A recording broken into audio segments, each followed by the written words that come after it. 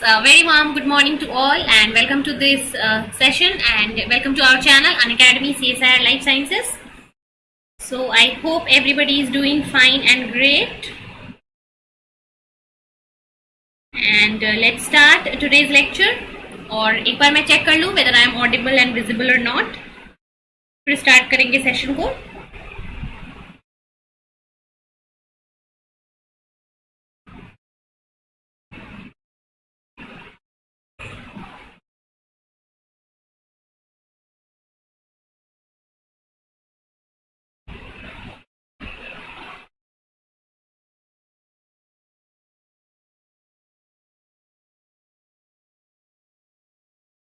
Yes, so I think the video is live and I am audible and visible. Let me know students in the comment section. आवाज सही आ रही है, video सही आ रही है नहीं आप सबको. So आज के लेक्चर में हम फोटोसिंथेसिस जो हमारा यूनिट है जो अभी हम कर रहे हैं प्लांट फिजियोलॉजी का, ठीक है. सो उसके ऊपर हम 12 लेक्चर्स ऑलरेडी अपना कंप्लीट कर चुके हैं. 2 लेक्चर्स और बचे हैं थ्योरी लेक्चर्स जो हम करेंगे, उसके बाद क्वेश्चन प्रैक्टिस होगा. सो इस 12 लेक्चर्स के अंदर जो भी चीजें हमने पढ़ी हैं उसके ऊपर क्वेश्चन प्रैक्टिस जो है वो करने वाले हैं हम आज फोटोसिंथेसिस यूनिट के ऊपर, ठीक है. सो लेक्चर स्टार्ट करेंगे फटाफट से. और स्टार्ट करने से पहले, क्वेश्चंस पे जाने से पहले let me tell you few important things related to Unacademy. Unacademy के बेनिफिट्स, अनअकैडमी के advantages, why you should join Unacademy. तो अनअकैडमी के प्लेटफॉर्म पे आपको प्लस सब्सक्रिप्शन, आइकनिक सब्सक्रिप्शन और स्पेशल क्लासेस, 3 कैटेगरी की क्लासेस मिलती हैं. अगर आप प्लस सब्सक्रिप्शन और आइकनिक सब्सक्रिप्शन के लिए जाते हो तो ये होती है पेड क्लासेस. अगर आपको फ्री क्लासेस देखनी है तो वो होती है अनअकैडमी की free classes, right. Free classes के अंदर आपको अनअकैडमी के एजुकेटर्स जो है वो आपके लिए लाइव सेशंस लेते हैं और आप ये लाइव सेशन अटेंड कर पाओगे. इसमें क्वेश्चन प्रैक्टिस होते हैं, डाउट क्लियरिंग सेशंस होते हैं, ठीक है, ये सारी चीजें होती हैं. अगर आप प्लस और आइकनिक सब्सक्रिप्शन में जाना चाहते हो जो कि पेड क्लासेस होती है, उनकी एडवांटेजेस की अगर हम बात करें तो उनके एडवांटेजेस क्या है. यहाँ पे आपको class, test series, practice session मिलता है, वो भी एक वेल स्ट्रक्चर्ड तरीके से. मतलब कि आपके फुल सिलेबस को यहाँ पे कवर किया जाता है. अगर सीएसआईआर की बात करें तो सीएसआईआर में जो 13 यूनिट्स हैं उन पूरे के पूरे 13 यूनिट्स को आपके प्लस कोर्सेज और आइकनिक कोर्सेज के अंदर कंप्लीट कराए जाएंगे इंडिया के बेस्ट एजुकेटर्स के द्वारा. ये होगा प्लस में. आइकनिक सब्सक्रिप्शन का क्या फायदा है, आइकनिक सब्सक्रिप्शन के अंदर क्या अलग है. आइकनिक सब्सक्रिप्शन अगर आप लेते हो तो इस आइकनिक सब्सक्रिप्शन के अंदर आपको पर्सनल गाइडेंस मिलेगा. मतलब यहाँ पे आपको मेंटरशिप मिलता है, यहाँ पे आपको स्टडी प्लानर मिलता है, ठीक है, जहाँ पे आपके कंप्लीट स्टडी प्लान को आपको दिया जाएगा. कब कौन सा यूनिट पढ़ना है, कैसे पढ़ना है, ये सारी चीजें आपको आइकनिक में बताई जाती हैं. स्टडी मटेरियल आपको यहाँ पे मिलता है, राइट. स्टडी मटेरियल मतलब कि प्रैक्टिस नोट्स और प्रैक्टिस क्वेश्चंस, ये सारी चीजें. Then expert guidelines. एक्सपर्ट आपको throughout your examination, throughout your preparation आपको गाइड करते हैं यहाँ पे, ठीक है. एक्सपर्ट गाइडलाइंस भी, एक्सपर्ट गाइडेंस भी आपको यहाँ पे मिलती है. And the next thing is test analysis. यहाँ पे आपके परफॉर्मेंस की, आपके टेस्ट जो भी एग्जाम दे रहे हो, जो भी टेस्ट में अपियर हो रहे हो, उन सब का एनालिसिस भी यहाँ पे होता है. सो ये सारी एडवांटेजेस ऐड करके आपको किस में मिलते हैं, आइकनिक सब्सक्रिप्शन के अंदर मिलते हैं. तो अगर आप आइकनिक सब्सक्रिप्शन लेते हो तो आपको क्लासेस के साथ साथ एक्स्ट्रा एडवांटेजेस भी मिलते हैं जो कि आपको यहाँ पे पर्सनल गाइडेंस, स्टडी प्लानर, इन सब के फॉर्म में मिलेगी. तो आप इन सारे प्लेटफॉर्म के थ्रू आप अगर ज्वाइन करना चाहते हो, आप अनअकैडमी से जुड़ना चाहते हो तो आप इन सारे बेनिफिट्स को अवेल कर सकते हो. और अगर आप इन सब में इंटरेस्टेड हो उसके लिए आपको क्या करना है, उसके लिए आपको अनअकैडमी का लर्निंग ऐप इंस्टॉल करना है. प्ले स्टोर पे जाके सर्च करो अनअकैडमी, देन ये लर्निंग ऐप आएगा, इसको इंस्टॉल कर लो. इंस्टॉल करने के बाद आप यहाँ पे क्या कर सकते हो, सीएसआईआर नेट अपनी गोल सेलेक्ट करो, ठीक है. इसके बाद आपको सीएसआईआर कैटेगरी की प्लस क्लासेस और फ्री क्लासेस दोनों ही मिल जाएंगी. अगर आप फ्री क्लासेस देखना चाहते हो तो फ्री लाइव क्लासेस पे क्लिक करके सारी की सारी फ्री क्लासेस यहाँ से देख सकते हो. अगर आप पेड क्लासेस में लेना चाहते हो, अगर आप प्लस सब्सक्रिप्शन या आइकनिक सब्सक्रिप्शन लेना चाहते हो तो प्लस पे क्लिक करके then just go on get subscription. Then next step is choose your plan. क्या है आपका प्लान चूज करना. सो आपकी स्ट्रैटेजी क्या है, आप कौन से एग्जाम को टारगेट कर रहे हो, उसके अकॉर्डिंग आप अपने प्लान को चूज कर सकते हो. देन प्लान चूज करने के बाद पेमेंट करना होता है. पेमेंट करने से पहले ध्यान रखना यहाँ पे एक रेफरल कोड एंटर करने का ऑप्शन आता है आपके पास, and you can use my referral code, that is सुरभि01. This is my referral code जिसको यूज करके आप अनअकैडमी से 10% ऑफ ले सकते हो on plus subscription. Plus subscription में आपको मिल जाएगा 10% ऑफ। इसके बाद आप प्लस सब्सक्राइबर हो गए, आप अनअकैडमी की प्लस क्लासेस जो है देख सकते हो with unlimited access. Unlimited access क्या होता है, यहाँ पे आपको कोई भी क्लास मल्टीपल टाइम्स देख सकते हो, रिकॉर्डेड वर्जन आप 100 टाइम 1000 टाइम देख सकते हो, कोई भी लिमिटेशन नहीं है कि एक क्लास को आप एक बार ही देख सकते हो। सो ये मेजर एडवांटेज आपको अनअकैडमी देता है। सो अनअकैडमी के साथ जुड़ के आप अपनी प्रिपरेशन को और भी ज्यादा स्ट्रॉन्ग और भी ज्यादा बेहतर कर सकते हो। और अनअकैडमी में CSIR नेट के लिए जो 3 मंथ का सब्सक्रिप्शन है, जो स्टूडेंट्स अगर ये लेना चाहते हो तो जल्द से जल्द ले लो 2-4 दिन में, बिकॉज प्राइस हाइक अलर्ट जो है वो सितंबर के एंड तक आ चुका है कि प्राइस बढ़ने वाले हैं। तो जो स्टूडेंट्स इंटरेस्टेड है 3 मंथ के सब्सक्रिप्शन के लिए, वो मेरा रेफरल कोड यूज करके 3 मंथ का सब्सक्रिप्शन ले सकते हैं विथ 10% ऑफ। सो जो भी इंटरेस्टेड है they can go for it. And बहुत सारे नए बैचेज स्टार्ट हो रहे हैं। Target GRF 2021 started from 15th of September। So आप इस बैच में इनरोल कर सकते हो। GRF batch for commerce, that is a batch course, ये भी 15 सितंबर से स्टार्ट हो चुका है। You can also get enrolled in this batch for commerce. Then crash course for chemical sciences, it is an outside batch, ये भी आपका जो बैच है वो आपका स्टार्ट हो चुका है 15 of September से। Then again outside batch for physical sciences, ये भी आपका स्टार्ट हो चुका है।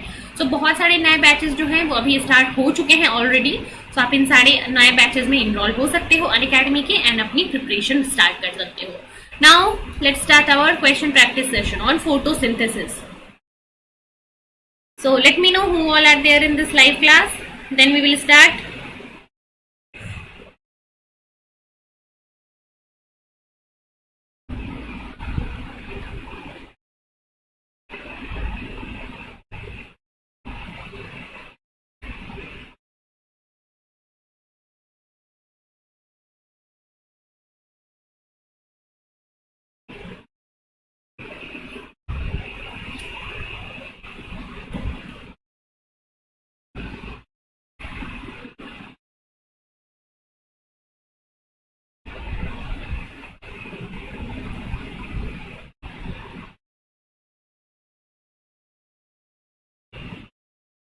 Wait, friends.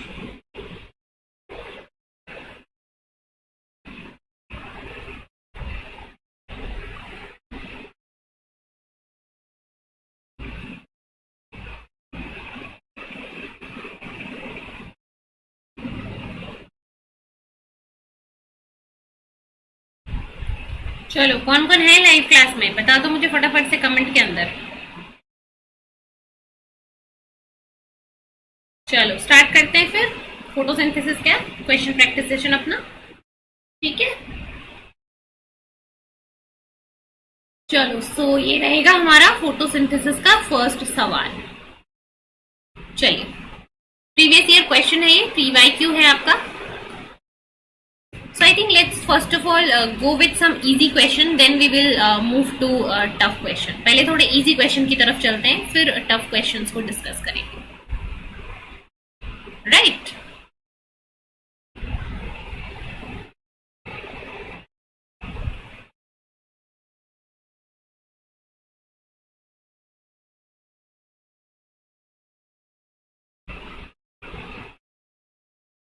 चलो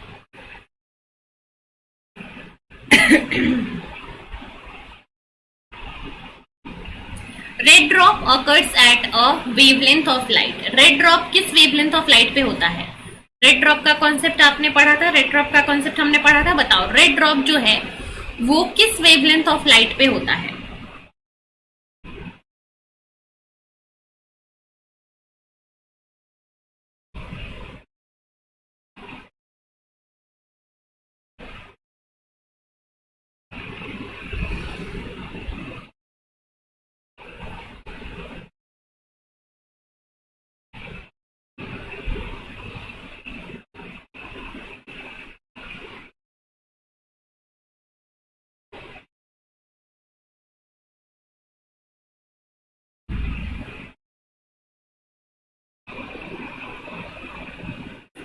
चलो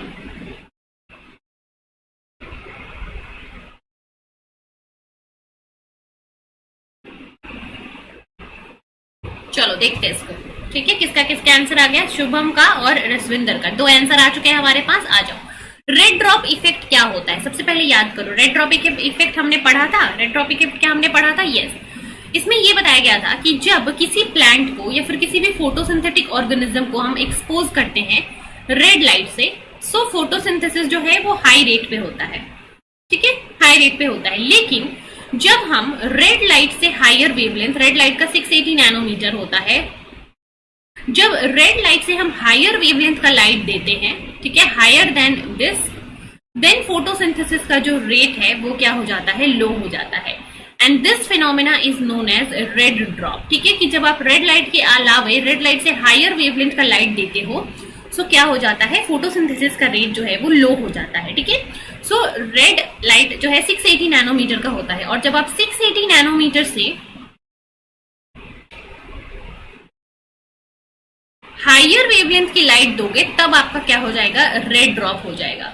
सो इस ऑप्शन में अगर आप देखो 650, 680, 690, 640 विच इज हायर देन 680, 690। तो जब आप 680 से ज्यादा 690, 695, 700 नैनोमीटर की लाइट दोगे तो फिर क्या हो जाएगा, आपका यहाँ पे रेड ड्रॉप हो जाएगा, ठीक है। So red drop is happening whenever you are giving a light whose wavelength is greater than 680 nanometer. जब भी 680 से 80 नैनोमीटर से ज्यादा वेवलेंथ की लाइट आप दोगे तो वहां पे क्या होता है, वहां पे आपका फोटोसिंथेसिस जो है वो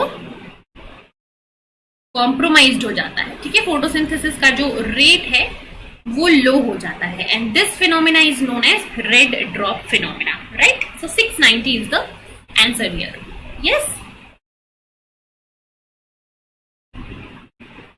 690 is the answer here.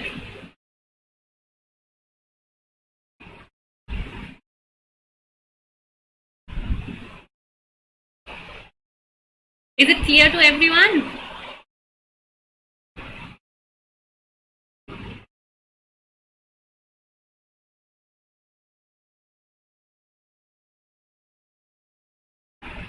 फटाफट से कमेंट में बताते जाओ मुझे, यहाँ पे किसी को डाउट है, क्लियर है सबको?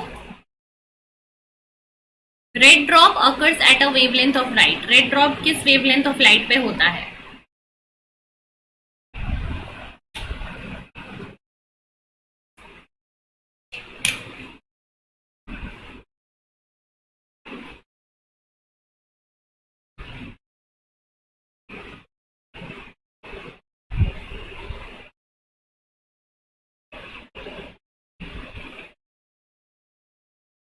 चलो फाइन, आगे बढ़ते हैं फिर नेक्स्ट क्वेश्चन की तरफ,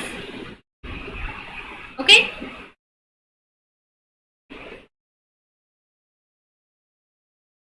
चलो इसको सॉल्व करो। Which of the following statement is true regarding the magnesium porphyrin ring and the phytol tail of chlorophyll molecule?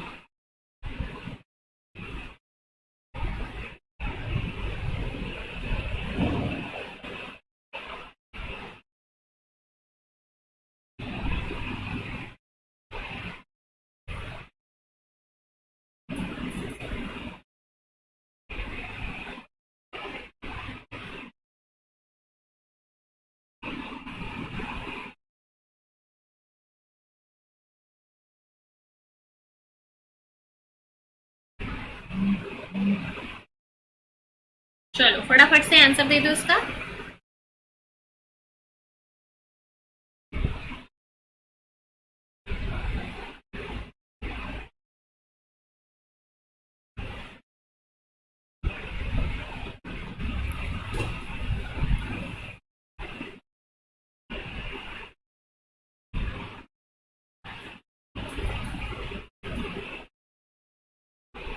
Which of the following statement is true regarding the magnesium porphyrin ring and the phytol chain of chlorophyll? फटाफट से answer दीजिए।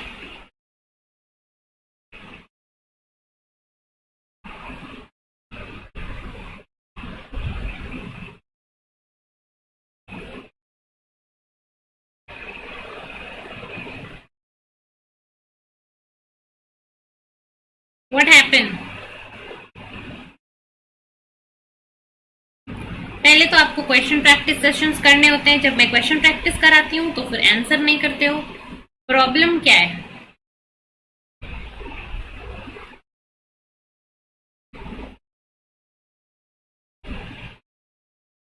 Yes,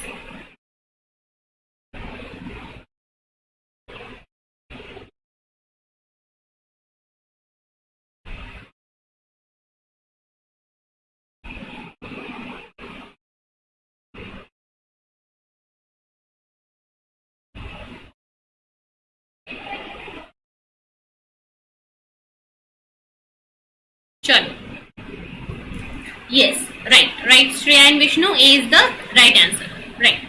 So which of the following is true regarding the magnesium pyrrole ring and the phytol chain of chlorophyll molecule? So chlorophyll molecule का जब structure देखोगे आप, so क्या होता है, वहां पे एक पोरफाइरिन रिंग होता है, पोरफाइरिन रिंग के अंदर यहाँ पे एक मेटल आयन होगा और मेटल आयन से यहाँ पे पायरोल रिंग्स अटैच होंगे 4, और कंप्लीटली ये स्ट्रक्चर होता है आपका क्या, पोरफाइरिन रिंग। ये कंप्लीट स्ट्रक्चर होता है पोरफाइरिन रिंग, और इस पोरफाइरिन रिंग में हाइड्रोफिलिक ग्रुप्स होते हैं OH, NH2, जिसके कारण this porphyrin ring is hydrophilic, right. ये पोरफाइरिन रिंग क्या है, हाइड्रोफिलिक है। इसके अलावा there is a tail here, there is a hydrocarbon tail. कौन सा टेल होता है, hydrocarbon tail, and this hydrocarbon tail is hydrophobic in nature. तो ये जो हाइड्रोफोबिक टेल है, जो कि हाइड्रोफोबिक इन नेचर होता है, ये इस क्लोरोफिल मॉलिक्यूल को हाइड्रोफोबिक इन्वायरमेंट में वाया हाइड्रोफोबिक इंटरेक्शन स्टेबल रहने में मदद करता है, और हाइड्रोफिलिक जो है वो एक्वस लेयर में सोल्यूबलाइज्ड होने में मदद करता है। सो इस क्लोरोफिल मॉलिक्यूल के पास hydrophilic as well as hydrophobic both segment होता है, same as the lipid bilayer, जिसकी वजह से वो हाइड्रोफोबिक और हाइड्रोफिलिक दोनों ही इन्वायरमेंट के अंदर एक्सपोज्ड रह सकता है। So the porphyrin ring is hydrophilic in nature, and the porphyrin ring के बाद जो ये टेल होता है, these tails are hydrophobic in nature, that means lipophilic in nature. So the magnesium porphyrin ring is hydrophilic in nature, whereas the phytol chain is lipophilic in nature. एक जो है hydrophobic होता है, एक होता है hydrophilic. So yes, A is the right answer. Fine, let's move to next question. Which of the following is true regarding the number of pyrrole rings and the magnesium ion in the chlorophyll molecule?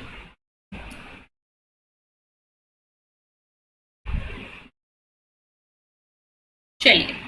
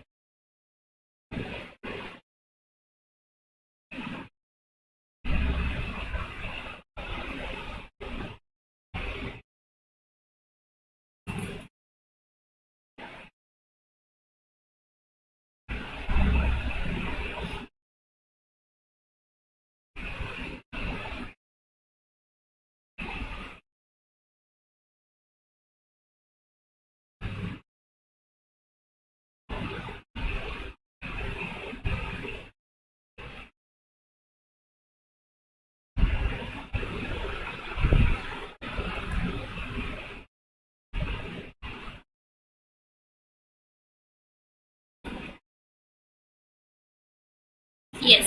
So which of the following statement regarding the number of pyrrole rings and the magnesium ion in chlorophyll is correct? ठीक है, सो अभी मैंने आपको structure बताया, कैसा structure होता है हमारे इस क्लोरोफिल का स्ट्रक्चर कैसा होता है।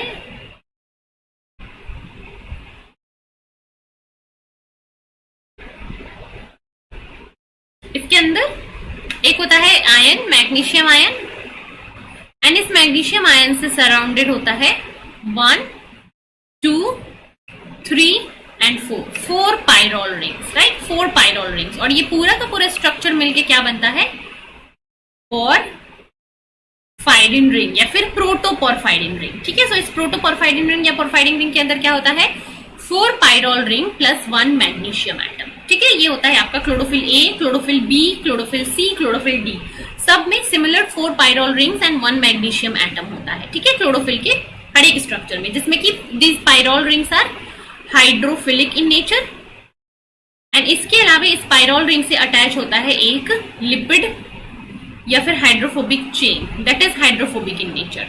So this is the complete structure, right? Okay, let's go to next question.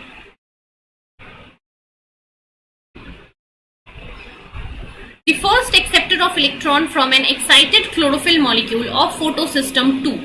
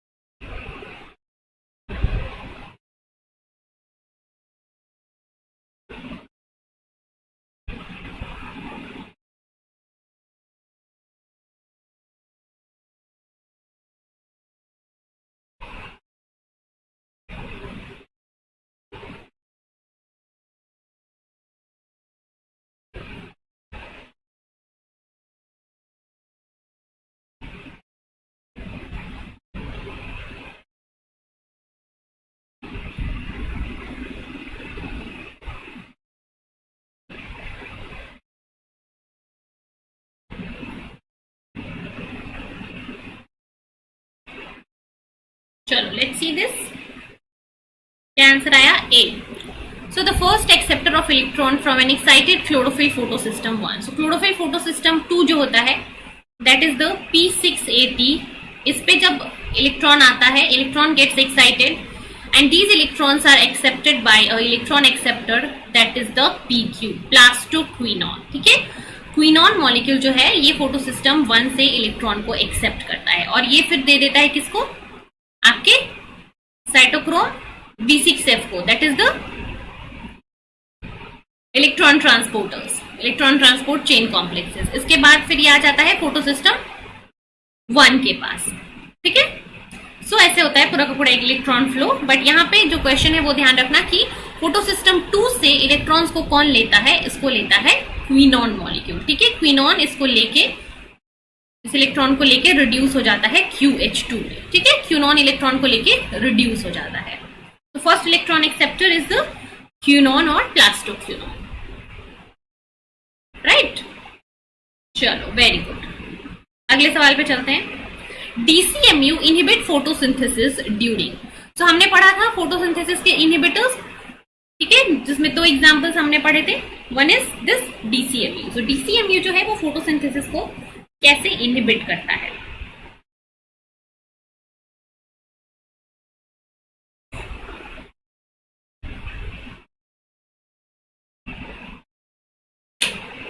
बताइए.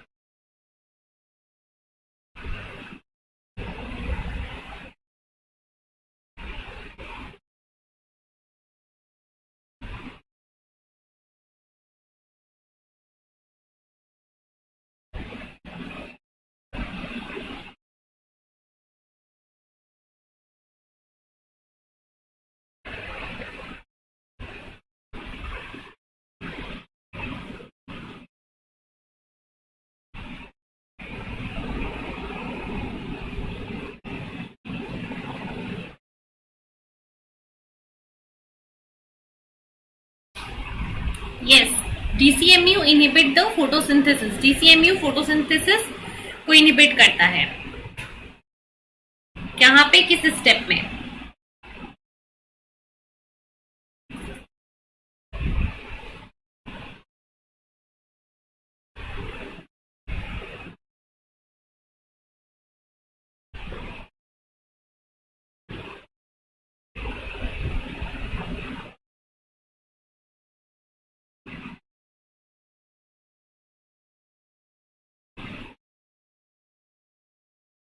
यस, चलो देखते हैं इसको. तो also very important announcement that from next month 1 अक्टूबर से ये जो चैनल है हमारा अनअकैडमी CSIR लाइफ साइंसेज, इस पे अब हमारी लाइफ साइंसेज की क्लासेस नहीं होगी. So this is an announcement I would like to make. 1 अक्टूबर के बाद यहाँ पे क्लासेस नहीं होंगी हमारी इस चैनल के ऊपर. So DCMU inhibit the photosynthesis at photosystem during. ठीक है, DCMU जो है वो फोटोसिंथेसिस को कैसे इनहिबिट करता है देखते हैं. यहाँ पे DCMU का यहाँ पे काम देखो. DCMU क्या है, जो P680 से इलेक्ट्रॉन को कौन लेता है, प्लास्टोक्विनोन लेता है, ये हमने पढ़ा. फिर यहाँ पे quinone A to quinone B, यहाँ पे एक क्विनोन का चेन होता है जिसके थ्रू इलेक्ट्रॉन ट्रांसपोर्ट होके अल्टीमेटली जाता है फोटोसिस्टम 1 के पास.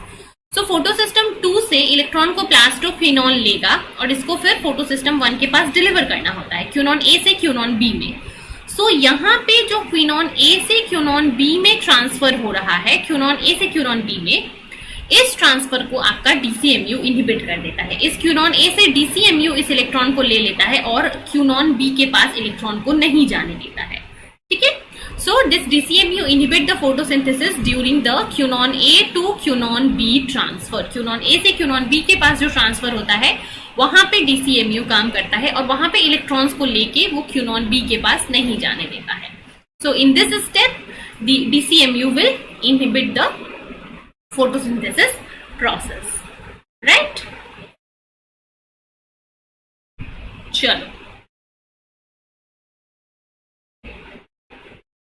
चलो इसको सॉल्व करो. या so I was telling that next month से अक्टूबर से हम लोग इस चैनल पे क्लासेस अपनी नहीं लेंगे लाइव. जो एक और चैनल है अनअकैडमी का, उसका लिंक आपको बहुत ही जल्द शेयर कर दिया जाएगा.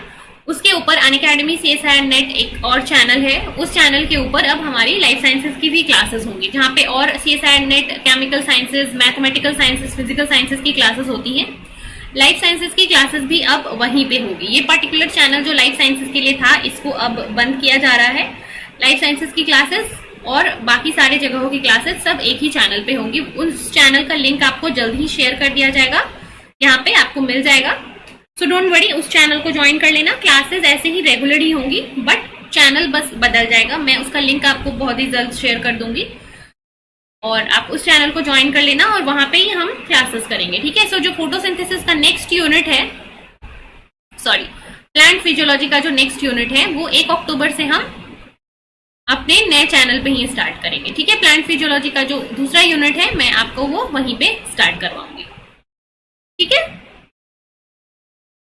चलिए बहुत अच्छे, इसको सॉल्व करें.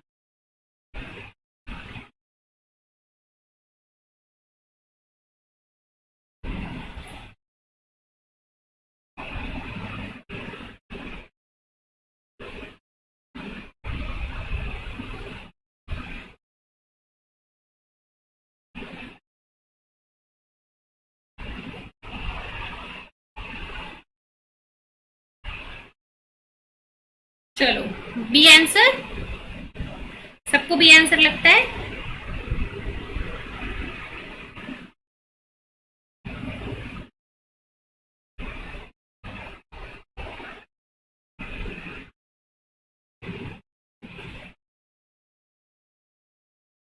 चलिए, the process of photosynthesis which lead to the formation of glucose is a type of. ठीक है, फोटोसिंथेसिस के टाइप में क्या होता है, CO2 जो है वो कन्वर्ट होता है किसके अंदर, C6H12O6. सो CO2 के अंदर H का एडिशन हो गया. यहाँ पे कार्बन और ऑक्सीजन तो है ही, हाइड्रोजन और आ गया. तो जहां पे भी हाइड्रोजन का क्या होता है, एडिशन होता है, उस रिएक्शन को क्या बोलते हैं, reduction reaction, right. So during the process of photosynthesis, CO2 is being reduced. Very basic question. Yes, everyone. Shreya, Rashvinder and Vishnu. Yes, B is right. चलो, बहुत ही अच्छी बात है। अभी इसको सॉल्व करेंगे। The oxygen evolving complex of photosynthesis contain a metallo enzyme core containing.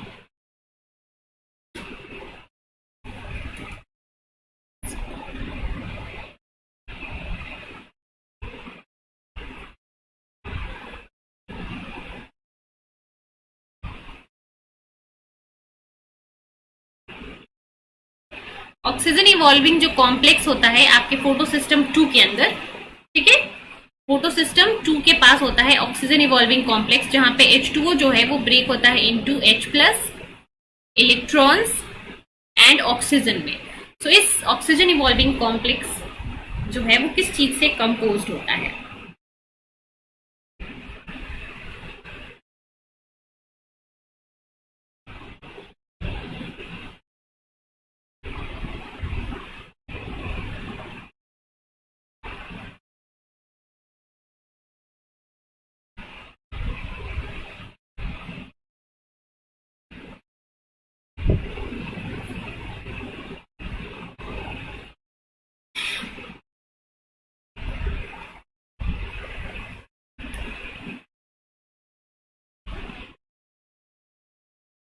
Yes. Everybody, give me your answers in the comment.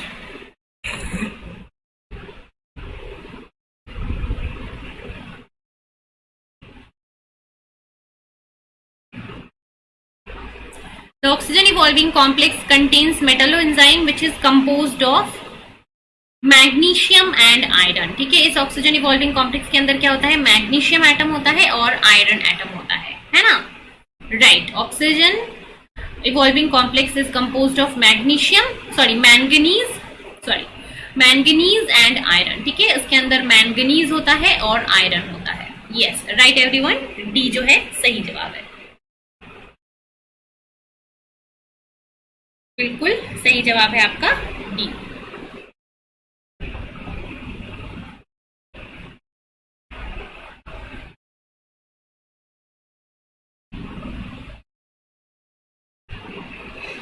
Sure. Moving to the next question. Which mineral ion play an important role in the functioning of photosystem 2?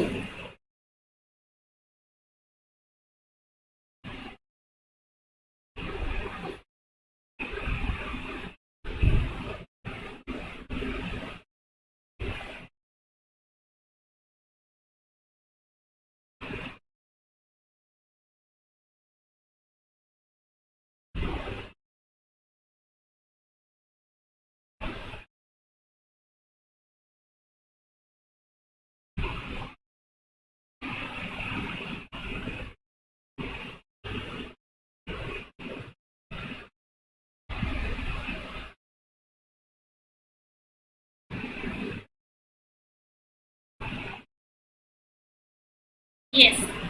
Which of the following ion play an important role in photosystem 2?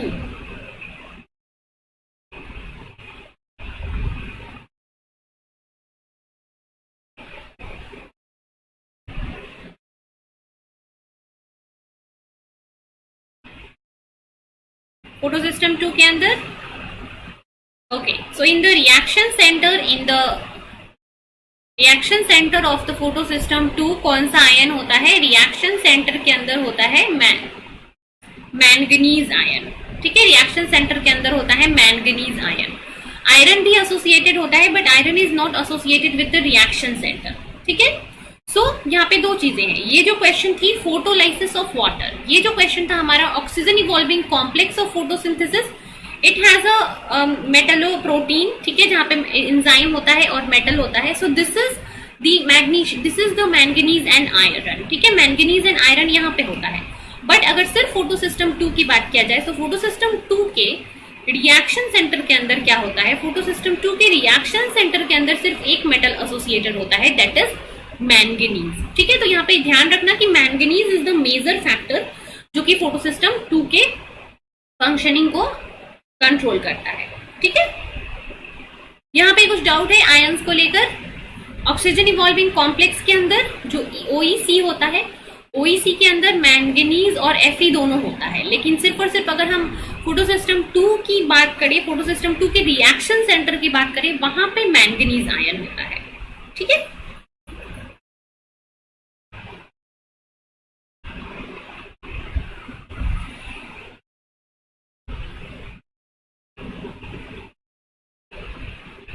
This is clear everyone? कुछ doubt है यहाँ पे मुझे बताओ, या फिर clear है तो मुझे बताओ कमेंट के अंदर।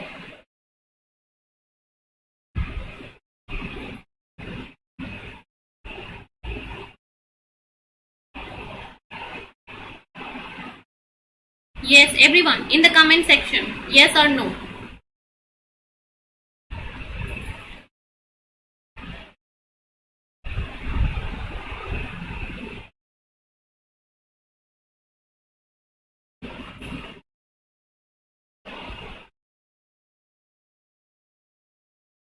ओके ओके, सेंटर में मैग्नीशियम रहता है? No, it is talking about the another thing. रुको एक second, let me see if I have attached the slide with related to this or not. ठीक है, देखो आप जो बोल रहे हो मैग्नीशियम रहता है, मैग्नीशियम यहाँ पे रहता है। ठीक है, इस पाइरोल रिंग के अंदर, इस क्लोरोफिल के स्ट्रक्चर के अंदर मैग्नीशियम कहाँ पे रहता है? क्लोरोफिल के अंदर, राइट? क्लोरोफिल के अंदर रहता है मैग्नीशियम। ठीक है, ये जो मैग्नीशियम एसोसिएटेड है 4 पाइरोल रिंग के साथ, it is in the chlorophyll. यहाँ पे बात हो रही है फोटो सिस्टम 2 की। किसकी बात हो रही है? फोटो सिस्टम 2 की। फोटो सिस्टम 2 से जो इलेक्ट्रॉन आते हैं और उसको इलेक्ट्रॉन कैप्चर करते हैं, इस प्रोसेस को कौन कंट्रोल करता है? 1 सेकेंड। यस, इस प्रोसेस को आपके मैंगनीज, इस जो पूरा का पूरा आपका फोटो सिस्टम 2 होता है, वहां पे एंजाइम्स भी रहते हैं। एंजाइम के साथ साथ रिएक्शन सेंटर, रिएक्शन सेंटर के अंदर क्या क्या होता है? वी हैव सीन ना, रिएक्शन सेंटर होता है और इस रिएक्शन सेंटर के आजू बाजू आसपास में क्या रहते हैं? एंटीना कॉम्प्लेक्सेस रहते हैं। ठीक है, एंटीना कॉम्प्लेक्सेस। एंटीना कॉम्प्लेक्सेस के अंदर आपके पिगमेंट्स आते हैं, chlorophyll A, chlorophyll B, then your carotenoids. ठीक है, सो इस क्लोरोफिल ए और क्लोरोफिल बी के अंदर मैग्नीशियम आयन प्रेजेंट होता है in the centre. Reaction centre की यहाँ पे बात हो रही है, जो फोटो सिस्टम 2 का रिएक्शन सेंटर है, राइट? रिएक्शन सेंटर के अंदर यहाँ पे आयरन होता है, मैंगनीज होता है, जो कि इलेक्ट्रॉन्स को एब्सॉर्ब करने में, इलेक्ट्रॉन्स को एक्साइट करने में, फ्री इलेक्ट्रॉन्स प्रोवाइड करने में हेल्प करता है। सो इस रिएक्शन सेंटर के अंदर मेजर रोल जो है वो मैंगनीज का होता है। ठीक है, manganese which is a transition metal, this is important in case of reaction centre. जो मैग्नीशियम होता है वो chlorophyll A, chlorophyll B antenna complex के अंदर होता है। यहाँ पे बात हो रही है फोटो सिस्टम 2 की, रिएक्शन सेंटर की। तो रिएक्शन सेंटर के अंदर major role manganese ion play करता है और ऑक्सीजन इवॉल्विंग कॉम्प्लेक्स में मेजर रोल मैंगनीज और आयरन दोनों का होता है। ठीक है श्रेया, सो आई होप कि अभी थोड़ा क्लियर हुआ होगा। फोटो सिस्टम 2 के रिएक्शन सेंटर की यहाँ पे बात हो रही है, राइट? तो रिएक्शन सेंटर के अंदर मैंगनीज होगा, और जब आप बोल रहे हो मैग्नीशियम होता है सेंटर में, मैग्नीशियम किसके सेंटर में होता है? क्लोरोफिल ए के, क्लोरोफिल बी में। ठीक है, जो पोरफायरिन रिंग होता है वहां पे मैग्नीशियम होता है, तो वो किसके अंदर हो गया? वो हो गया हमारे एंटीना कॉम्प्लेक्स के अंदर। So remember this and I hope it is clear.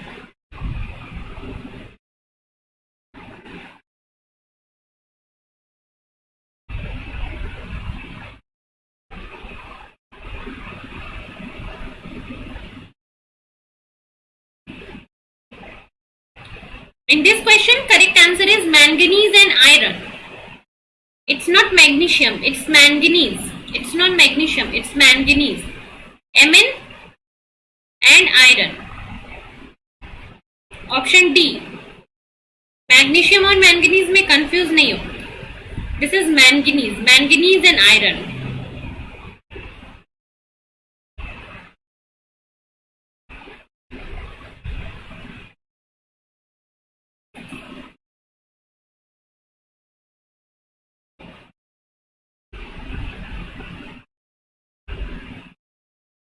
Okay, manganese and iron, और यहाँ पे मैंगनीज, राइट? एवरीबडी, कोई कंफ्यूजन है यहाँ पे तो बोलो फिर से, एनीबडी, एनी कंफ्यूजन?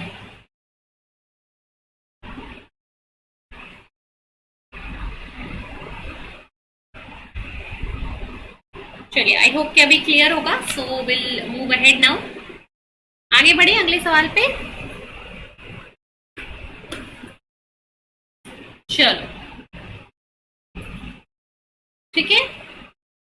ये थोड़ा सा याद करने टाइप क्वेश्चन है. Which of the following statement regarding photo system is true. So ये purple sulphur green sulphur bacteria के बारे में हमने डिस्कस नहीं किया है. So will just see here. Solve करो, फिर हम इसको देख लेंगे.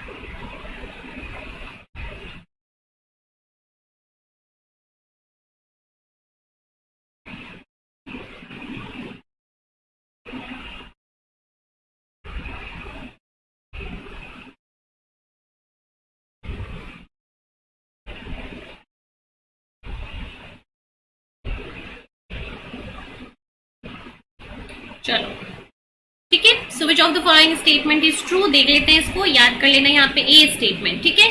That PS1 is present in green sulphur bacteria and PS2 is present in non sulphur bacteria. Right. ध्यान रखना इस स्टेटमेंट को. फोटोसिस्टम 1 जो है वो ग्रीन सल्फर बैक्टीरिया के अंदर होता है और फोटोसिस्टम 2 जो है वो नॉन सल्फर बैक्टीरिया के अंदर होता है. A is right answer. There is nothing to explain, so I am moving ahead. चलो, अगला सवाल ये है. ये थोड़ा सा इंपॉर्टेंट क्वेश्चन है. क्वेश्चन को रीड करो और सॉल्व करो. सही आंसर चाहिए मुझे. सबसे सही आंसर चाहिए from all of you.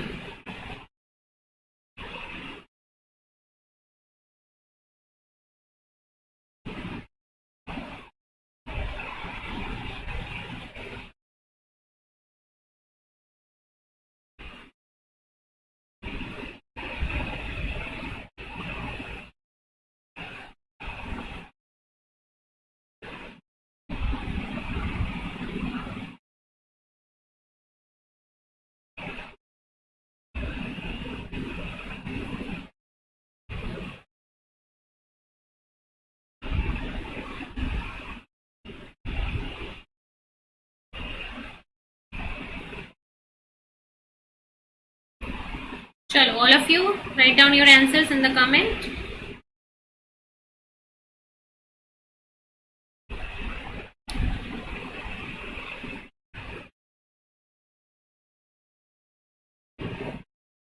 Ribulose bisphosphate carboxylase, that is Rubisco, catalyzes both carboxylation and oxygenation of RuBP. The later reaction initiates a physiological process known as photorespiration. मतलब जब Rubisco आपके ऑक्सीजन से bind करता है तो photo respiration होता है. Right. The following are certain statements regarding photo respiration. So which of the following is true. आपको बताना है करेक्ट स्टेटमेंट. करेक्ट स्टेटमेंट बताइए. देखते आ जाओ. सॉल्व कर लिया सबने. The active site of rubisco for carboxylation and oxygenation are different. क्या ये डिफरेंट होता है? No, this is same. Rubisco enzyme पे O2 और CO2 दोनों की जो बाइंडिंग साइट होती है वो सेम होती है. इसलिए दोनों के बीच में क्या होता है? कॉम्पिटिटिव इनहिबिशन होता है. दोनों एक दूसरे के साथ कम्पीट करते हैं फॉर द एक्टिव साइट. सो दोनों के लिए जो बाइंडिंग साइट होती है, एक्टिव साइट होती है, वो सेम होता है. One of the step in photo respiration is the conversion of glycine to serine. Yes, glycine to serine, is it there? This step is there? Yes, glycine to serine conversion is there. 50% of the carbon lost in the chloroplast during oxygenation is recovered through photorespiration. Okay? Is this true? 50% carbon क्या recover हो जाता है? No. 50% recover नहीं होता है, less than होता है. The pathway of photo respiration involve chloroplast, peroxisome and mitochondria. Is this true? Yes. Chloroplast, mitochondria और पेरोक्सिसोम 3 ऑर्गेनेल के मिलने से आपका फोटो रेस्पिरेशन होता है. तो ये भी सही है.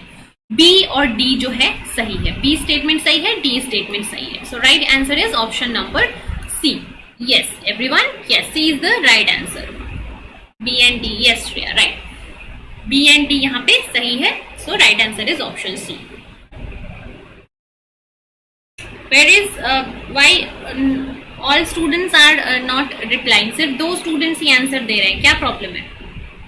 Only 2 students, Vishnu and Shreya. कहाँ है बाकी सारे बच्चे? क्वेश्चन प्रैक्टिस सेशन का मतलब क्या है जब आप आंसर ही नहीं कर रहे हो? फिर क्यों कराना क्वेश्चन प्रैक्टिस सेशन, बताओ?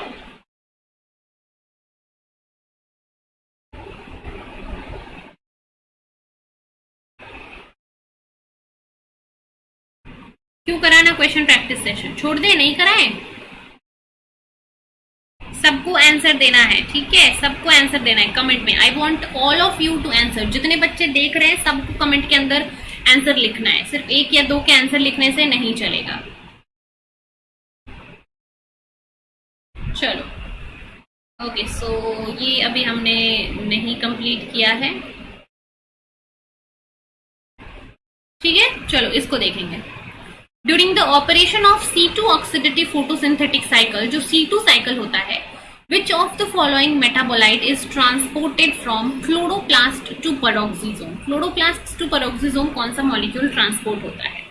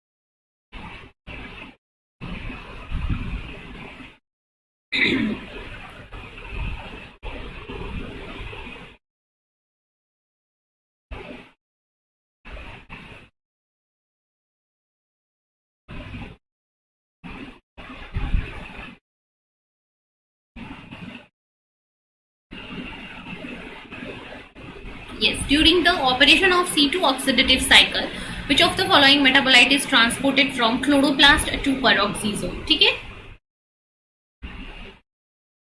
Right? So let's see this.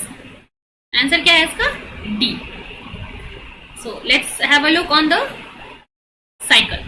So क्या होता है आपका जो C2 साइकिल होता है, स्टार्ट होता है कहाँ से? स्टार्ट होता है क्लोरोप्लास्ट से. क्लोरोप्लास्ट के अंदर RUPP is first of all converted into phosphoglycolate. Now phosphoglycolate is converted into glycolate, right? Phosphoglycolate to glycolate. Now this glycolate will leave the chloroplast and enter into the peroxisome. Chloroplast से glycolate निकलता है और कहाँ पे जाता है? Peroxisome के अंदर जाता है. ग्लाइकोलेट अब कन्वर्ट होता है ग्लाइसिन में और ग्लाइसिन पेरोक्सिसोम से माइटोकॉन्ड्रिया के अंदर आता है. Glycine is converted into serine then, and serine जो है वो आपका अगेन पेरोक्सिसोम में ट्रांसपोर्ट होता है. तो कौन सी चीज कहां से कहां ट्रांसपोर्ट होती है? फिर ग्लिसरेट जो है वो पेरोक्सिसोम से क्लोरोप्लास्ट में जाता है. सो क्लोरोप्लास्ट से पेरोक्सिसोम में आता है ग्लाइकोलेट और पेरोक्सिसोम से क्लोरोप्लास्ट के अंदर जाता है glycerate. One thing. Then peroxisome to mitochondria आता है ग्लाइसिन, माइटोकॉन्ड्रिया टू पेरोक्सिसोम जाता है serine. So these are the 4 important compounds जो कि आपको यहाँ पे ध्यान रखने हैं, ठीक है? So which of the following is transported from chloroplast to peroxisome? It is glycolate. Then tell me which of the following is transported from peroxisome to chloroplast? Peroxisome to chloroplast कौन ट्रांसपोर्ट होता है? बताओ comment के अंदर.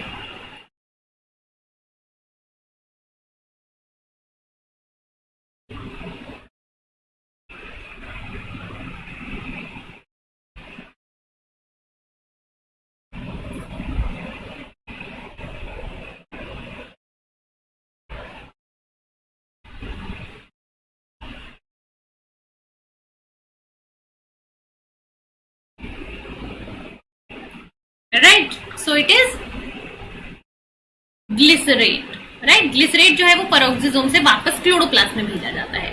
Then peroxisome से mitochondria में कौन transport होता है? It is glycine.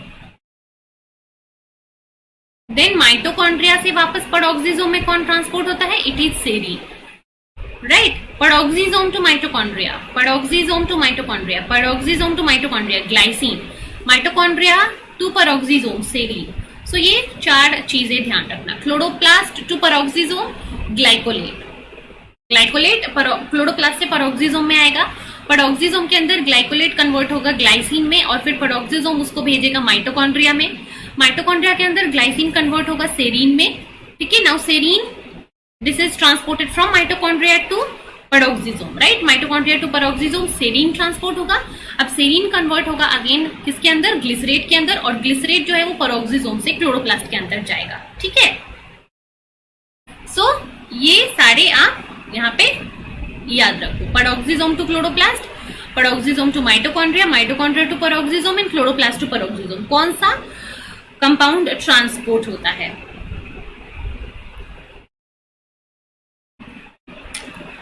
Yes, clear हो गया? बताओ मुझे, या फिर you want me to explain anything again?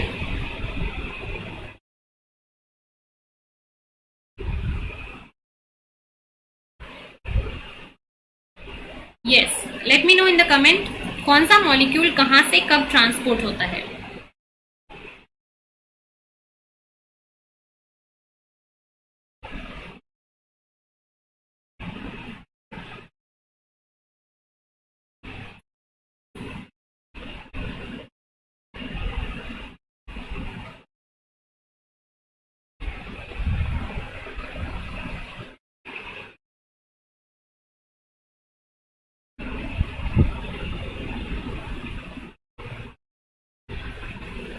चलो,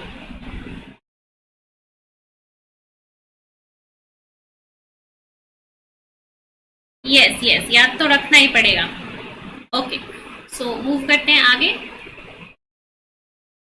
C2 साइकिल ये अभी हमने कवर नहीं किया है, so will cover this and then मैं आपको एक क्वेश्चन कराऊंगी। चलो नेक्स्ट सवाल इसको करते हैं। कुछ क्वेश्चंस अभी मैं नहीं करा रही हूं जो फिजियोलॉजिकल प्रॉपर्टीज के ऊपर है, जैसे कि CO2 के ऊपर कैसे डिपेंड करता है, टेम्परेचर, ये सारी चीजें हम पढ़ेंगे अभी आज के लेक्चर में और उसके बाद उनके क्वेश्चंस करेंगे। दिस यू कैन सॉल्व, इसको सॉल्व करो, हम इसके बारे में बात कर चुके हैं ऑलरेडी।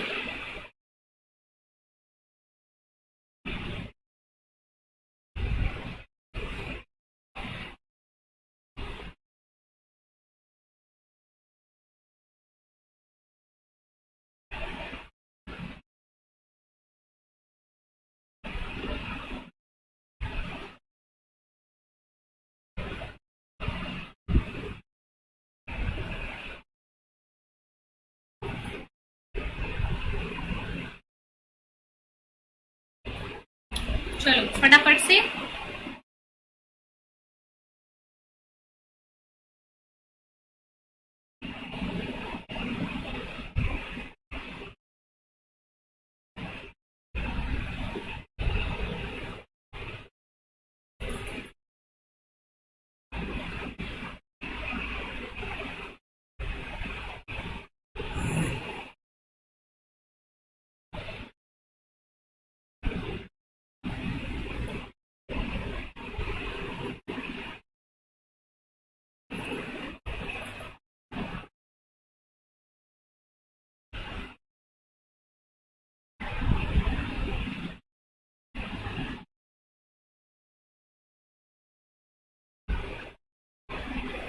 व्हाट हैपेंड, किसी का आंसर नहीं आया अभी तक?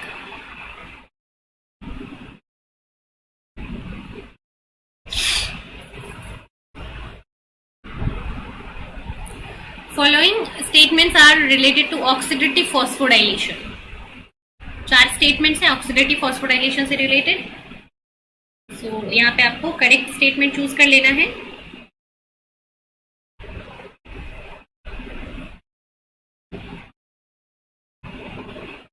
चलो देखते हैं ऑप्शन ए, आ जाओ देखते हैं। Redox reaction of electron transport chains coupled with ATP synthesis are collectively called as oxidative phosphorylation. ठीक है, redox reaction जहां पे oxidation reduction होता है, and this redox reaction will do electron transport. Electron transport will be coupled with the ATP synthesis. So this is true, यही होता है oxidative phosphorylation में। Next is three major processes: glycolysis, oxidative pentose phosphate pathway, and citric acid cycles are related to oxidative phosphorylation. Right. Glycolysis is related to oxidative phosphorylation. Citric acid cycle is related to oxidative phosphorylation. But this pentose phosphate pathway, this is not related. Pentose phosphate pathway के अंदर NADPH बनता है, जो कि आपके oxidative phosphorylation में use नहीं होता है। Glycolysis में NADH बनता है, जो कि ऑक्सीडेटिव फॉस्फोराइलेशन में यूज होता है। सिट्रिक एसिड साइकिल में NADH बनता है, जो कि ऑक्सीडेटिव फॉस्फोराइलेशन में यूज होता है। बट पेंटोज फॉस्फेट पाथवे में NADPH बनता है, जो कि आपके ऑक्सीडेटिव फॉस्फोराइलेशन में यूज नहीं होता है। So this is not correct. Electron transporter proteins are found on the outer membrane of the mitochondrial membrane. Outer surface पे होता है of the two mitochondrial membrane. अगर ये एक माइटोकॉन्ड्रिया है तो क्या आउटर मेम्ब्रेन पे प्रोटीन्स होते हैं? नो, प्रोटीन्स हमेशा कहाँ होते हैं? In the inner mitochondrial membrane. So this is also not correct. In the electron transport chains, electrons are transferred to oxygen from NADH, right? This is also right. जो electron transporters होते हैं in the inner mitochondrial membrane, वो electrons को देते हैं किसको? To these electron transporters, electron carriers. So NADH और FADH जो है वो अपने इलेक्ट्रॉन्स को इन इलेक्ट्रॉन ट्रांसपोर्टर्स को देते हैं। ये इलेक्ट्रॉन को एक चेन से दूसरे चेन में ट्रांसपोर्ट करके फाइनली किसको दे देते हैं? ऑक्सीजन को। सो NADH का जो इलेक्ट्रॉन है वो फाइनली किसको डोनेट किया जाता है? ऑक्सीजन को। So final electron acceptor is oxygen from NADH। So statement number 4 S is also correct. तो यहाँ पे A करेक्ट है और S करेक्ट है, मतलब P करेक्ट है और S करेक्ट है। So which of the following set is correct? So it is option A, that is P and S। Okay, right, Shreya and Vishnu. Don't be confused. I think maybe ऐसे नहीं चलेगा. You have to be very, very sure. Yes, either option A आपको टिक करना है या फिर नहीं करना है। Confusion स्टेट नहीं रहेगा, ठीक है? ऑप्शन A सही है क्योंकि P और S स्टेटमेंट सही है। बाकी सारे स्टेटमेंट यहाँ पे ये दोनों बिल्कुल ही गलत है। यहाँ तो आउटर मेम्ब्रेन देख के ही आप इसको रिजेक्ट कर दोगे, यहाँ पे पेंटोज फॉस्फेट पाथवे देख के ही रिजेक्ट कर दोगे, क्योंकि पेंटोज फॉस्फेट पाथवे तो आपके मेटाबॉलिज्म में नहीं आता है, आउटर मेम्ब्रेन में भी नहीं होता है। तो ये दोनों स्टेटमेंट आप जल्दी से ही एलिमिनेट कर दोगे। सिर्फ और सिर्फ P और S आपका करेक्ट है यहाँ पे।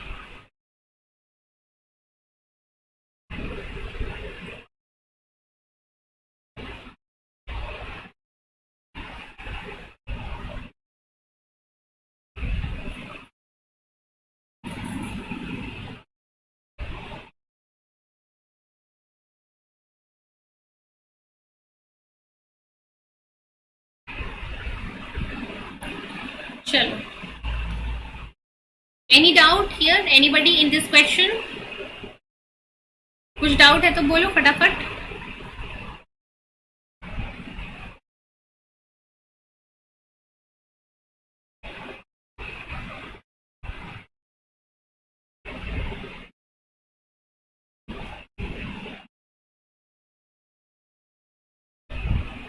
चलो मैम, क्लास टाइमिंग्स क्या है? क्लास टाइमिंग्स बच्चे संडे को तो 11 बजे से है।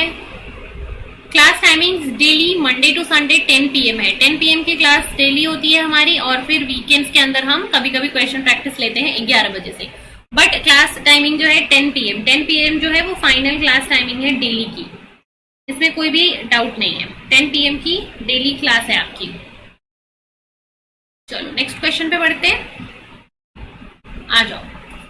नेक्स्ट, ये थोड़ा सा टफ क्वेश्चन है। SLP and oxidative phosphorylation explain कर दो। SLP क्या होता है? सबस्ट्रेट लेवल फॉस्फोराइलेशन, ठीक है? SLP क्या होता है?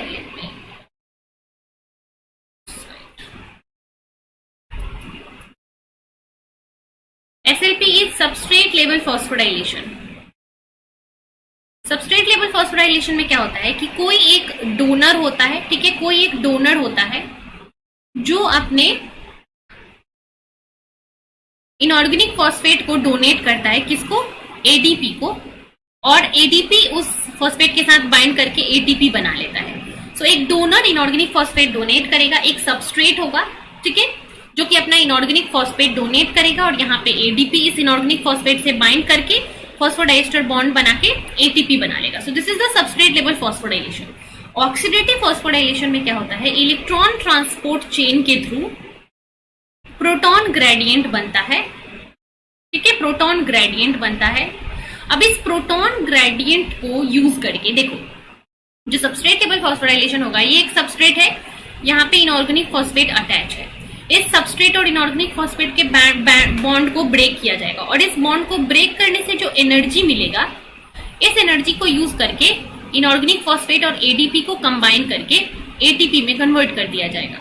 So this is substrate level phosphorylation. मतलब एडीपी और इनऑर्गेनिक फॉस्फेट के बीच में जो बॉन्ड फॉर्म होगा, इस बॉन्ड फॉर्म करने के लिए जो एनर्जी चाहिए वो आपको इस बॉन्ड के ब्रेक करने से जो एनर्जी मिल रही है वो यूज हो जाएगा। मतलब कि सबस्ट्रेट और इनऑर्गेनिक फॉस्फेट के बीच में ये जो बॉन्ड है, इस बॉन्ड को जब हम ब्रेक करेंगे, इससे जो एनर्जी रिलीज होगी वो इनऑर्गेनिक फॉस्फेट और एडीपी के बॉन्ड को फॉर्म करने में हेल्प करेगी, ठीक है।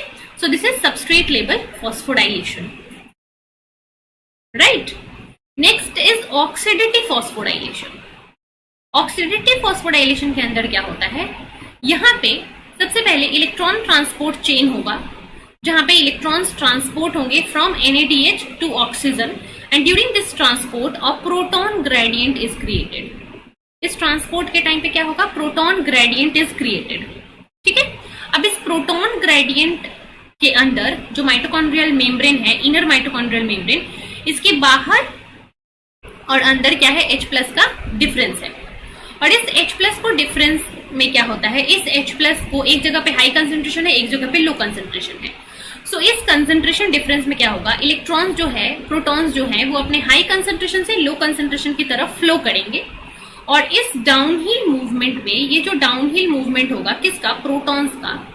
सो प्रोटॉन्स के डाउनहिल मूवमेंट से जो एनर्जी कंजर्व होगा, ठीक है, कोई भी चीज डाउनहिल मूव करता है तो उससे एनर्जी कंजर्व होता है, और इस डाउनहिल मूवमेंट से जो एनर्जी कंजर्व होगा, उस एनर्जी को यूज करके यहाँ पे एडीपी और इनऑर्गेनिक फॉस्फेट के बीच में बॉन्ड फॉर्म कराया जाता है। तो मेनली एटीपी बनाने के लिए आपको क्या चाहिए? एडीपी और इनऑर्गेनिक फॉस्फेट को कंबाइन करना है। सो इस बॉन्ड को कंबाइन करने के लिए आइदर प्रोटॉन के ट्रांसपोर्ट से एनर्जी लिया जा सकता है, या फिर सबस्ट्रेट से फॉस्फोडाइलेशन से एनर्जी लिया जा सकता है। तो जब सबस्ट्रेट के डीफॉस्फोडाइलेशन से एनर्जी लिया जाए तो वो होता है सबस्ट्रेट लेवल फॉस्फोडाइलेशन। जब प्रोटॉन का डाउनहिल मूवमेंट हो और उससे जो एनर्जी कंजर्व हो उसको यूज करके एटीपी बनाया जाए तो वो होता है oxidative phosphorylation. This is the basic difference between the substrate level phosphorylation and oxidative phosphorylation, right Vishnu? ये हो गया SLP एंड ऑक्सीडेटिव फॉस्फोडाइलेशन के बीच में difference. Let me know if it is clear to everyone.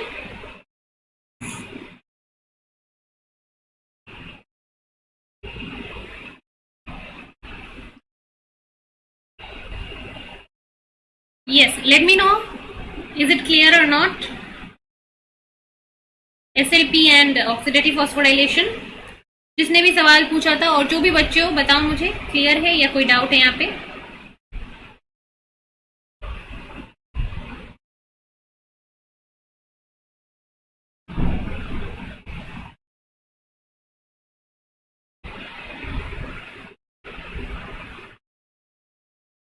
ठीक है, चलो let's go to next question then.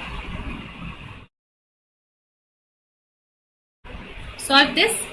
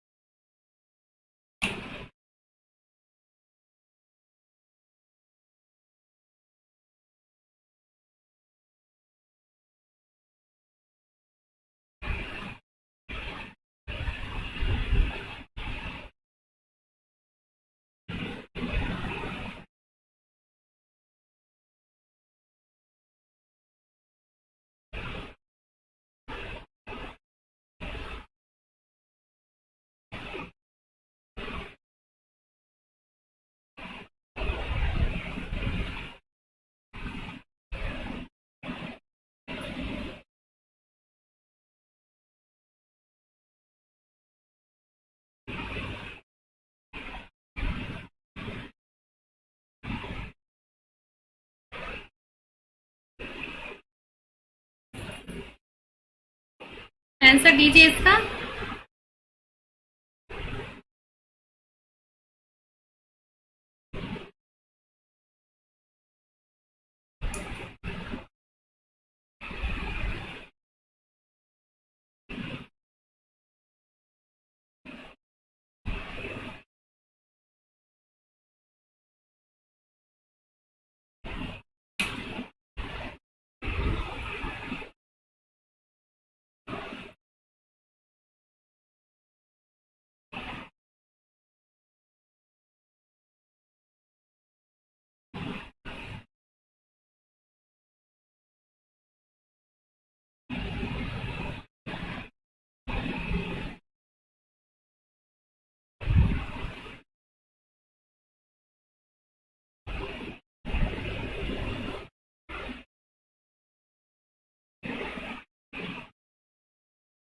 Yes, A answer.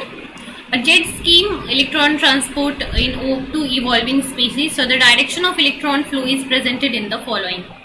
ठीक है, डायरेक्शन ऑफ इलेक्ट्रॉन फ्लो, सबसे पहले इलेक्ट्रॉन फ्लो कहां से स्टार्ट होता है? फोटो सिस्टम 2 से P680। ठीक है, तो ये दोनों ऑप्शन तो डायरेक्ट ही आपके एलिमिनेट हो जाएंगे सीधे सीधे।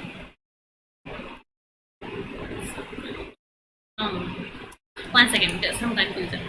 ठीक है, सो इलेक्ट्रॉन फ्लो स्टार्ट होता है कहां से आपका? P680 से। P700 से भी होता है, सॉरी, P680 से स्टार्ट होता है। P680 से स्टार्ट होके वो इलेक्ट्रॉन कहां पे जाता है? सबसे पहले P680 से, let's see in this picture, P680 से इलेक्ट्रॉन जाएगा सबसे पहले किसके पास? फियोफाइटिन के पास। Pheophytin will give it to quinone A और क्यूनॉन बी। ठीक है, क्यूनॉन ए क्यूनॉन बी देगा, then it will go to the cytochrome B6 complex, right. So photo system 2 से P680 से pheophytin and then quinone A quinone B. So P618 से pheophytin, then quinone A quinone B, then cytochrome B6, then plastocyanin and then P700। ये होता है आपका first pathway. अब कहां पे इलेक्ट्रॉन चला गया? P700 के पास चला गया। P700 तक जाने के लिए क्या क्या पाथवे रिमेंबर करो? P680 से फियोफाइटिन, फियोफाइटिन से quinone A quinone B, then cytochrome B6 complex, then plastocyanin and then P700। ये हो गया first pathway. Remember this first pathway. Then comes the second pathway. P700 से वापस से इलेक्ट्रॉन निकलता है, P700 से इलेक्ट्रॉन सब निकलेगा और P700 से इलेक्ट्रॉन निकल के फिर किसके पास जाता है? देखो, यहाँ पे कुछ कंपोनेंट्स होते हैं A0 A1, then it will go to the iron sulphur cluster and finally to the ferredoxin.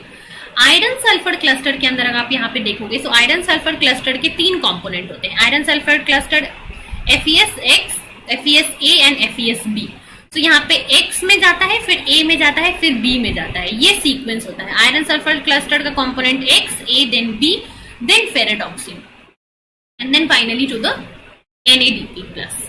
ठीक है, सो यहाँ पे देखोगे अगर तो P700 से it will go to the phylloquinone that is A, then FeSA, no, it will go to FeSX, then A, then B, then finally to the ferredoxin. तो ये होता है आपका correct sequence R and S। ध्यान रखना इस figure को ध्यान रखना। एक तो यहां से यहां तक और दूसरा यहां से यहां तक, ये 2 होते हैं आपके।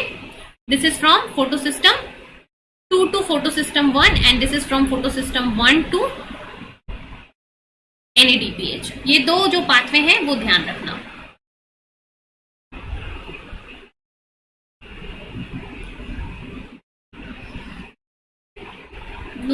यस, कोई बात नहीं, ये क्वेश्चन थोड़ा सा टफ था, थोड़ा सा याद रखने वाला है।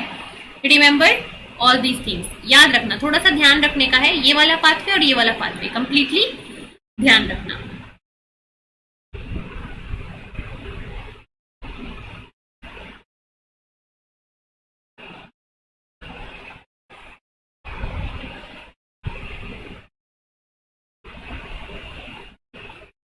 Yes, is it clear, everybody?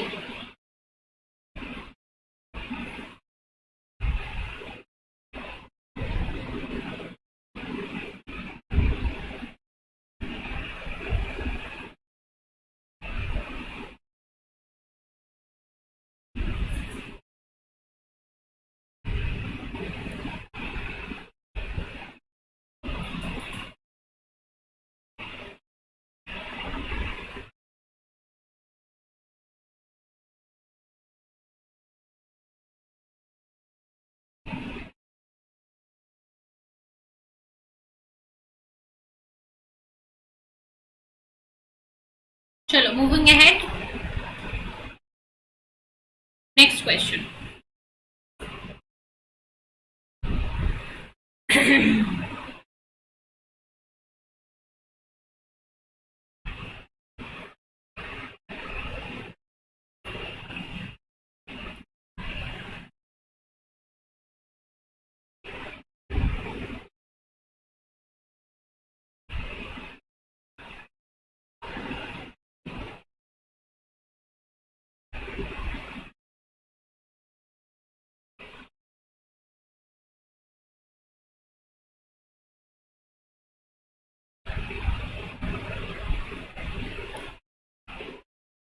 Solve this.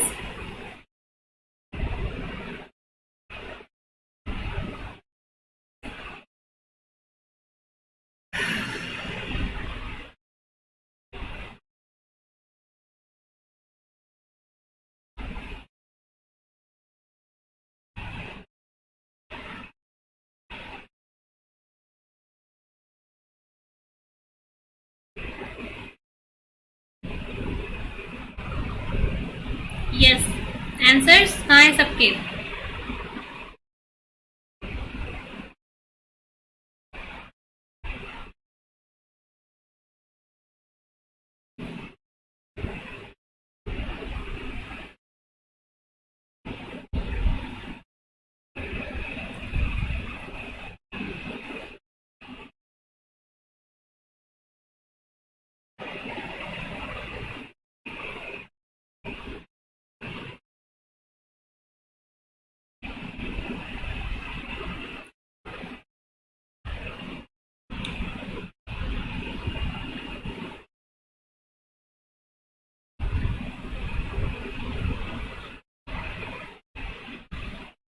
चलो. In plants, the energy of sunlight is first absorbed by the pigments present in their leaf, followed by the fixation of carbon through photosynthesis.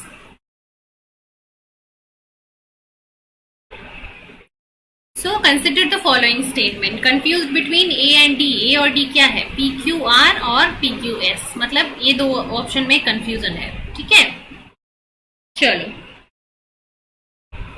Chlorophyll A and B are abundant in green plants. यहाँ पे तो कोई confusion नहीं होगा, ये तो बिल्कुल ही true statement है. ठीक है. Chlorophyll C and D are found in protist and cyanobacteria.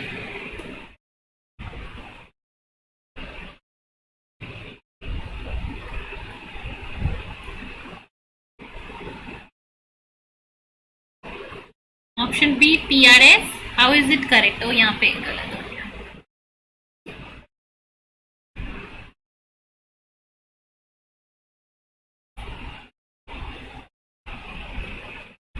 Let me see also. I think PQR is correct here, right? PQR is correct है, यहाँ पे गलत हो गया है. A is right answer. This is not B. A is right answer. ठीक है. Chlorophyll A and B are in green plants. Chlorophyll C and D are found in some cyanobacteria. जैसे कि D जो होता है वो कुछ एल्गी के अंदर होता है.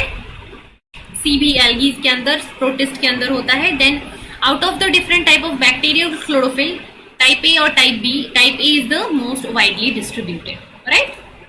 So A here is the right answer.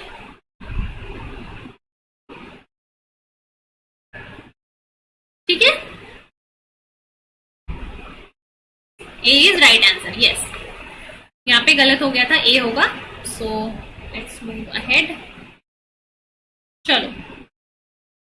Following statement related to the organization of four membrane protein complexes in the thylakoid membrane. Thylakoid membrane के अंदर जो प्रोटीन्स होते हैं, इनके अरेंजमेंट के बारे में बताओ.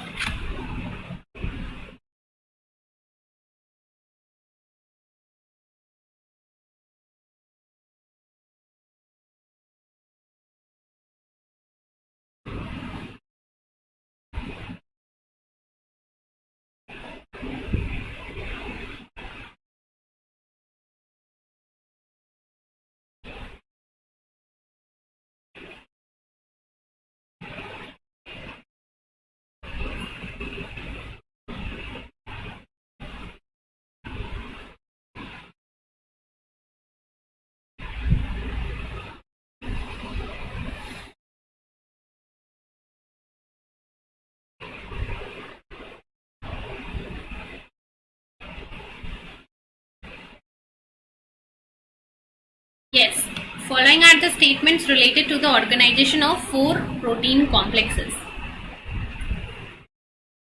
1 फोटोसिस्टम 1 और 2 के बारे में है, साइटोक्रोम B6 के बारे में है और एटीपी सिंथेस के बारे में है. तो सॉल्व कीजिए इसको.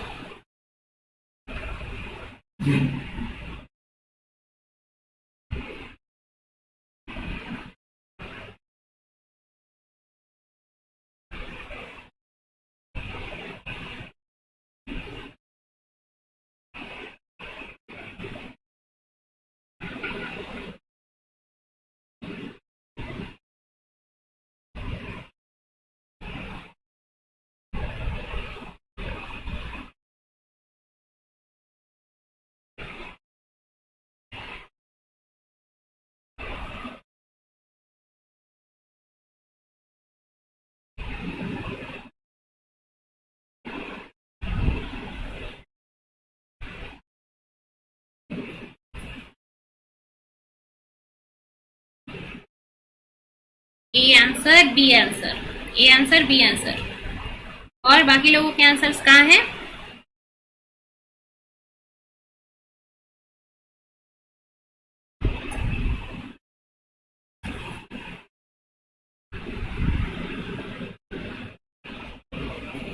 चलो देखते हैं इसको. 4 major proteins, photosystem 2 and 1 and cytochrome B6 and ATP. Photosystem 2 is predominantly located in the thylakoid membrane, right? In the stacked region. जो ऐसे stacked regions होते हैं that are granulomenaly, यहाँ पे photosystem 2 होता है, right? This is true. Photosystem 1 is found in the unstacked region. तो जो यहाँ पे unstacked region होते हैं that is the stroma lamellae, यहाँ पे फोटोसिस्टम 1 होता है. ये भी सही है. Cytochrome B6 is confined to the stroma only. ATP synthase is located in the unstacked region. अब देखो साइटोक्रोम B6, यहाँ पे आप कैसे करोगे इसको? साइटोक्रोम B6F जो है क्या वो स्ट्रोमा में प्रेजेंट होता है? नो, बिकॉज साइटोक्रोम B6 क्या है? It is a electron transport complex part. और इलेक्ट्रॉन ट्रांसपोर्ट कॉम्प्लेक्सेस कहाँ पे होते हैं? सारे के सारे मेम्ब्रेन्स के अंदर होते हैं. सो ये जो हार्ड स्टेटमेंट है यहाँ पे आप इसको डायरेक्टली बिल्कुल फटाक से एलिमिनेट कर सकते हो. आर जो है इनकरेक्ट है, पी, क्यू और एस जो है यहाँ पे वो सही है. आर जो है बिल्कुल गलत है क्योंकि आर क्या बोल रहा है? दैट साइटोक्रोम B6 जो है वो स्ट्रोमा के अंदर होता है. नो, साइटोक्रोम B6 जो है वो कहाँ पे प्रेजेंट होगा? वो आपके मेम्ब्रेन में ही प्रेजेंट होगा. सो statement R is incorrect. Right is P, Q and S here. P is the right answer.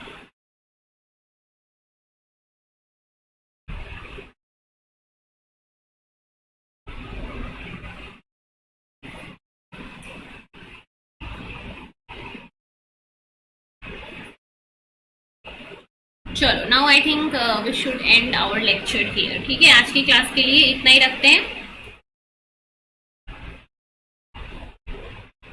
ठीक है, will continue with our question practice session. Right, चलो अभी बहुत सारे क्वेश्चंस हैं वो हम कंटिन्यू करेंगे अपने अगले सेशंस के अंदर. आज के लिए इतना ही रखते हैं. ठीक है, सो आई होप आज की लेक्चर में जो भी क्वेश्चंस हमने करे सबको सारे क्वेश्चंस क्लियर होंगे. All questions are clear everyone? किसी को किसी क्वेश्चन में डाउट है आज के, या फिर किसी का कुछ भी सवाल है इस क्वेश्चन प्रैक्टिस सेशन से related, so you can ask me now. या फिर किसी भी लेक्चर से रिलेटेड जो हमने फोटोसिंथेसिस के ऊपर किए हैं, कुछ डाउट है किसी भी लेक्चर से रिलेटेड फोटोसिंथेसिस का तो बताओ.